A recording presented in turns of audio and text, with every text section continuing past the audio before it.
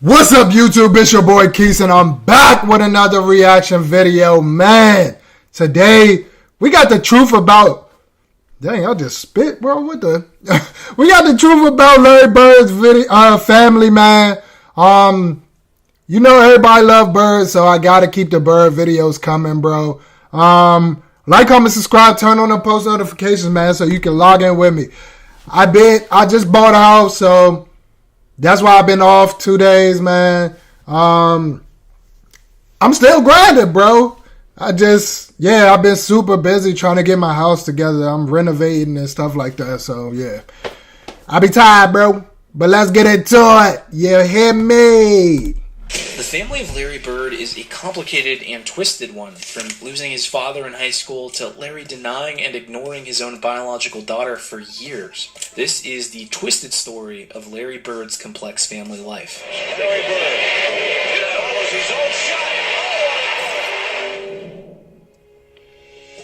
Larry Joe Bird was born on December 7th, 1956 to Father Claude Joseph Bird and Georgia Nee Kearns, who were both of Irish, Native American, and Scottish descent. Claude Joseph Jr. was born on September 21st, 1926 in French Lick, Orange County, Indiana, USA. He grew up in an extended family, and while the community he grew up in was the poorest county in southern Indiana, his family suffered even more at the hands of poverty than the average person. But that didn't stop him from becoming an athlete as a teenager, even though he never played high school sports. He confined himself to what his little deprived neighborhood could offer until he enlisted in the United States Navy in 1944 at the age of 18. After seeing the war in the Pacific, he was pushed to join the U.S. Army to fight in the Korean War in 1951. It was during this time he also married Georgia Kearns, and together they had 6 children, 5 boys and a girl. Now back home as a war veteran nursing traumatic events, he became a laborer in the Springs Valley. He was greatly liked by people. You know what's crazy, man? His dad, right? Well, even with my great uncle, bro. He was in Vietnam, hearing shit blow up, watching people, seeing dead people, all type of crap. Like, seeing people die, seeing stuff blow up, people blow up, all type of stuff, man. Some crazy crap. And then you just get sent back home and you're supposed to be normal, bro. Like, you just wasn't out there and you wasn't in It's like, bro, it's like being at a rave and then you go home, right? Like, you just immediately go home. And it's just super quiet. Your ears be ringing, right? That's how it is, bro. You still suffer the effects of that chaotic place, bro. And it's crazy, like, how they were sending these guys back home. No help, no nothing, no therapy, nothing. And they supposed to be just normal in society, bro. A lot of them come back with drinking problems, drug problems, because they're trying to cope with what they have saw and what they dealt with, bro. It's crazy, man. Super crazy. I'm pretty sure it's more stuff now for people, like therapy and stuff, but still, like, that happens every day, man. Who envied his fantastic use of his hand as furniture finisher, but unfortunately he was riddled with debts. But where or who could he turn to? His sons, who were passionate basketballers, were just that, passionate. But they were unemployed. And his wife, even with 2 jobs, earned a few dollars a week. So he stayed devoted to alcohol. This new addiction ensured that the paychecks rarely came home. But what about his sons playing for the varsity team in Spring Valley High School? Did he ever get the chance to see them? Well, Larry's father wasn't the best with crowds, and he had passed his shyness to Larry as well, actually. Larry revealed that his father was proud of his kids being ballers, but wouldn't want to see them play. But there is one little detail worthy of note here, which is best explained by this statement quoted from an interview with Larry himself. Quote, "There was one night when I had a heck of a game going. I had 30-something points in the first half, and people were thinking I was going to break the Orange County record. My dad was at home. He didn't go to many games. Well, my uncle called him in halftime and said, 'You better get down here. Your boy is going to do it tonight.' We didn't have no car, but he walked over. I ended up with 54 points and 38... Heavens no, bro. 54 points, 38 rebounds? Buddy was playing his life away, bro. And this is in high school, bro. Brody had 38 rebounds. That's a lot of fucking rebounds in one game. That's crazy. But he also was tall as crap.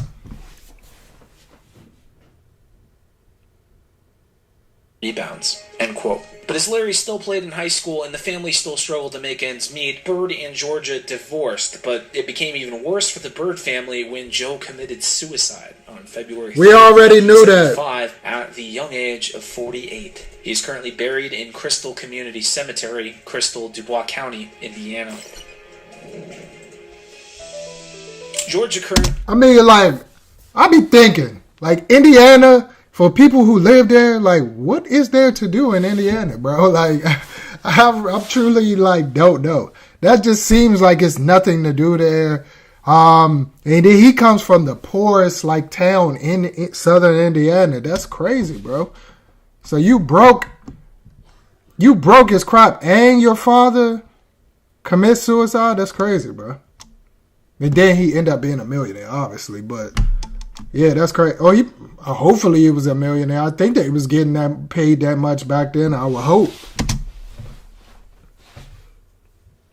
Kearns was born on June 2nd, 1930, to parents Elizabeth Noble and John Riley Kearns. Georgia is said to be the tallest among all her siblings and had married Joe when she was 21 years old. She had also been raised in a pretty poor background and basically raised her 6 kids by working 2 odd jobs, bringing in a measly $100 every week. Larry confirmed it. Hold on. Let me hear that again, because that sounded crazy. She had how many jobs and only was bringing in $100? She had also been raised in a pretty poor background and basically raised her 6 kids by working 2 odd jobs, bringing in a measly $100 every week. Dang. 100 buckaroos! 100 measlies in 2 jobs? He looked like his mom, though. They kind of look alike. Larry confirmed it once when he said, quote, I remember she worked 100 hours a week and made $100 and then went to the store and had to buy $120 worth of food. If there was a payment to the bank due and we needed shoes, she'd get the shoes and then deal with them guys at the bank. I don't mean she wouldn't pay the bank, but the children always came first. End For quote. sure. But she always had help from her mother also, Elizabeth, who is said to have loved Larry the most. Larry also spent more time at his grandmother's house than he did his own. Georgia continued to... Grandma babies. Them grandma babies, them the ones that be goated, bro. Like, everybody that spent time with their grandma. Like, I lived with my grandma for years after college. My great grandmother. Lived with her for years after college, man. Yeah. So my great grandma will be 97 this year. Shout out Grandma Dot, man. Struggle with her family even after the divorce and would move the family from one house to another due to a failure to pay rent. However, when Larry became a pro basketballer, he built his mother a new house. But it wasn't anything Real extravagant, shit. just homey enough with a satellite dish and a basketball court. Larry loves it here better than anywhere else, but even with all the millions her son soon started accumulating, Georgia continued to work and her son even encouraged her to do so, especially in the early stages of his professional career. Quote, Larry thinks I should work, she declared. He believes everyone should work. That's how he got to be such a good player. My kids were made fun of for the way they dressed. Neighbor boys had basketballs or bikes. My kids had to share a basketball. A friend of Larry's would say, if you can outrun me down to the post office, you can ride my bike for 10 minutes. Larry used to run his tail end off. End quote. But on October 8th, 1996, aged only 66 years old, Georgia died after suffering from Lou Gehrig's disease. She rests in the same cemetery as her husband. Dang. Larry has 5 siblings. Mike is the eldest. Mark and Linda come after Mike, but before Larry. And then there are 2 other boys born after Larry, Jeff and Eddie. Not much is known about his siblings, but I was able to dig up a few things about them. The second son of Georgia and Joe Bird, Mark Bird, was one of Larry's inspirations growing up. He was the one who first wore the number 33 when he played basketball for Springs Valley High. Larry, like his father, was too timid to watch him play in school, so Mark and Mike taught him softball and basketball at home. But Mark did not pursue a career in basketball like Larry did. He graduated from Oakland City College with a bachelor's degree in business administration and physical education in 1989. He married Brenda, and together they have 2 children, Elizabeth and Joey. These days, Mark is a politician. For 12 years, he served as a Virgo council. When he later decided to be a mayor of Terre Haute, he lost to the in-office mayor Duke Bennett. This was in 2015, and Mark had cited his battle with cancer as a hindrance to his complete dedication to the political race. After that loss, not much has been heard about him since. Eddie Bird is Larry's youngest brother and the only one that followed in the footsteps of his elder brother. When he was a 5th grader, Eddie boasted that he was going to be a better baller than his brother. Eddie once revealed that Larry said, "Don't worry about what other people say, just go and play basketball." And it looked like he was getting there when he surpassed the record held by a NBA legend. He broke his high school record by scoring more goals than Larry did for Springs Valley. Larry had scored 1,125 points, Eddie scored 1,172. Eddie later went on to play for Indiana State University, the same college that Larry had gone to. But this time around, he fell behind his older brother's records. So Larry later spoke about his brother who was in college struggling to find himself. Quote, "High school ball is like the lowest grade. If you were a good player, then it doesn't necessarily mean you were going to be a great player in college. With his work ethic, he's got a lot to learn, and he is going to find that the hard way." Eddie was accused of playing like his brother, but he was never able to meet up to his standard. After a while, he declared that he wasn't going to be a pro basketballer, but instead pursue a career in baseball. And that was the last we would hear of him. The only girl... It's like his whole... all them was athletes, bro. Especially because it's like in small towns, especially when you're poor, it's nothing for you to do but play a sport or be into bad stuff. Have kids early, all type of stuff, like get into trouble. So I'm glad they made it out, man. They seem like from what they come from, they are pretty good, pretty successful, man. Amongst 5 boys, Linda must have been loved dearly. She is also a very secretive person when it comes to sharing her personal information with the world, but we do know that she was married to Benjamin Campbell and had 2 children, Benji and John, with him. However, they divorced and later were in the headlines. Benjamin had filed a terroristic threat charge against Mark, Linda, and Larry. Benjamin had decried not being able to see his kids and then getting threatening phone calls from the Birds. But the case was closed and Linda got married to another man, one Mr. Goner, and we didn't hear from her since. Like the rest of her siblings, she too has continued to maintain a low media. They all do look alike, though. In this picture, all of them look like twins. The blonde hair, all of them got that blonde hair. No, the same nose. Profile. But as far as Larry's own family is concerned, this is how he managed to raise his own. Janet Condra was the first woman Larry was romantically involved with. Her exact date of birth and parental info are not known, but she did attend the same school as Bird in Indiana. As established before, he was not a social success and didn't do well with girls. However, on November 8, 1975, following the death of his father, he surprisingly married Janet when he was just 19 years old. But their marriage was filled with a lot of rifts, and within a year, it ended. It was later discovered that Linda was pregnant with Bird. They were not on speaking terms when their daughter Corey was born in 1977. Bird initially denied her being his child, but a DNA test confirmed that she was his. Bird. I mean, I feel like, especially when you are on bad terms with somebody, that's how it usually works. You're like, man, that ain't my child, and then it end up being your child, then, I mean, you mend a relationship, or you have her be in your child's life. Bird wouldn't reach out to her still, and he only agreed to set up an account for the kid where the mother could withdraw money from. Janet spoke on Oprah Winfrey's show about how she had to make excuses when her daughter grew up. When she was little, I made excuses. I couldn't protect her from the hurt caused by her dad. I could protect her from everything else, but not that. But Bird was really hurt about his decision to marry when he did. He regretted the situation with remorse, and he had said, quote, "When I was a kid, I thought people who got divorced were the devil, and then I go out and do it myself right away. Getting married was the worst mistake I ever made. Everything that ever happened to me, I've learned from it, but I'm still scarred by that. That scarred me for life. That and being broke are the 2 things that influenced me most. Still." End quote. But luckily for him, he met someone more fitting for his heart and career. Dina Mattingly was born on November 16, 1954 in Indiana. She graduated with a marketing major from Indiana State University. Larry and Dina started seeing each other in the early 1980s, and Larry immediately fell in love with her, especially with how she supported him and his career. Like when he said, quote, "And Dina was with me through all that stuff. She was there. I don't know how many times that poor girl stood under the basket and passed the ball back to me, over and over, standing there, throwing it back to me so I could shoot, and then all the time taking care of my injuries." She was with him shooting in the gym. You feel me? She played a big role, bro. If you can find somebody that's down for your goal and down for your vision, man. That's awesome, bro. End quote. He proposed to her in a very weird way. When they were driving in his car, he brought out a ring and said, "You can wear this if you want to." They were wedded in 1989 on October 31st after his separation from his first wife 13 years prior. The couple adopted 2 children, Connor and Mariah. Larry might be the GOAT. She said, yeah. She still said, yeah. Mama said, you can wear this joint if you want to. Nonchalant, Mr. Nonchalant. After Corey's birth, communication between child and father was impossible.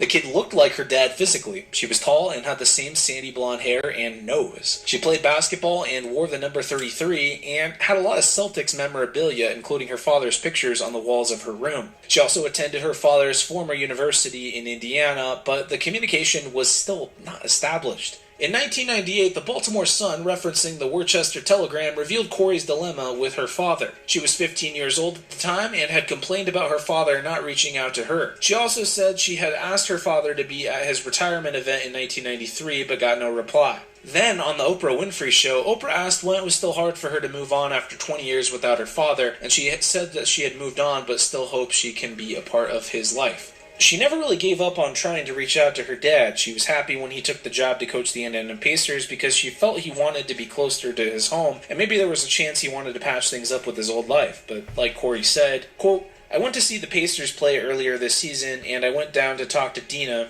Bird's wife, and see their kid," she said. "He looked over and saw me holding Bird's daughter, Mariah, but he just kind of smiled awkwardly. I didn't get to talk to him, though." End quote. But one day she got a chance to see a game with Larry alone after Dina provided 2 tickets for father and daughter. She later happily said, quote, "Dad seemed interested in what I had to say. He walked me to my car and he hugged me. I hope I can see more of him now." End quote. In his defense, Bird wrote in his autobiography, quote, "I can't honestly say I've had that much to do with her life because of my differences with Janet.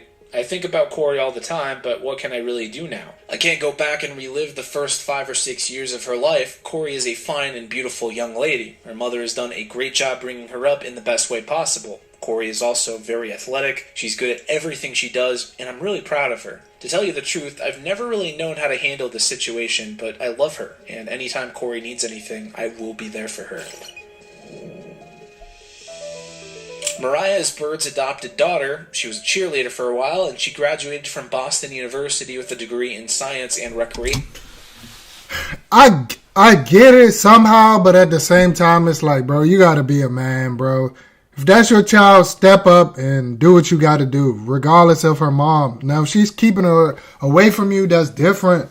But, like, I don't know. When she get older, I feel like you should have reached out to her or try to get into contact with her, man. Because, like, it seemed like you meant the world to her, but she just never had that relationship with you. And you ain't know how to go about it because you just a shy guy. But it's like, you got to be a man, bro. So I don't really agree with that. But then again, it's like, I don't know, man. All lot of stuff stems from how you had your relationship with your father and some more stuff. So I can't blame. Nobody's perfect, bro. Nobody's perfect. Everybody probably can think back and change something in their life or like just did something different. You feel me? Who knows, man? And currently works as an events manager at Pacers Sports and Entertainment. She leads a very private life and not much is known about her. Connor Bird is the adopted son of Larry and his wife, and he too leads a private life, but his privacy was breached in 2013 when he got into a mix-up with the law. He was arrested for allegedly attempting to kill his ex-girlfriend by running her over after they had an argument. He was 21 years old at the time and was also accused of possessing marijuana and carrying a deadly weapon, but the charges were soon dropped following a lack of evidence. Enjoyed this family video? Then check. Okay, young boy. I mean, I don't know. I ain't judging nobody. But yeah, man, a lot of this stuff I didn't know. Only thing I knew is his father committed suicide. I didn't really know. And then his parents got a divorce. But I didn't know about his siblings and all of that stuff. I knew he had siblings, but I didn't know like what their names was, or I didn't even know if he had kids or what. But now we just dove deeper into the rabbit hole, man. And Larry Bird is the world, man. I hope y'all enjoyed the video, bro. I hope y'all learned something. comment down below a fun fact about Larry Bird or something that I might not know. And I'm going to comment back, bro. I always interact with y'all, man. If y'all comment, I'm going to comment back, bro. Or try my best to. But yeah, like, comment, subscribe. Let me know what y'all want me to react to next, man.